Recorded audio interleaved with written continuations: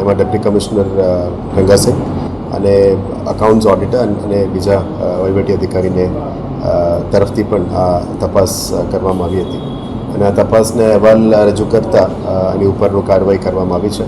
આના આધારે હવેથી આ જે કાર્યવાહી પછી વધારનું ડિપાર્ટમેન્ટલ એન્ક્વાયરીનું પણ શરૂ કરવામાં આવશે અને હાલ આ નિર્ણય લીધી છે એમાં ફાયર ડિપાર્ટમેન્ટના HOD, CFO અને ડેપ્યુટી CFO જે પ્રોસેસમાં ઇન્વોલ્વ હતા એના ઉપર આ કાર્યવાહી કરવામાં આવી છે. સસ્પેન્ડ કરવામાં આવશે અત્યારે કારણ કે આ એન્ક્વાયરી ડિપાર્ટમેન્ટ એન્ક્વાયરી કરતાં પહેલાં જે પ્રિલિમિનરી સસ્પેન્શન છે એ આ પ્રોસિજર છે અને આ પ્રોસિજરના આધારે આગળનું કાર્યવાહી અમે કરવામાં આવીએ છીએ.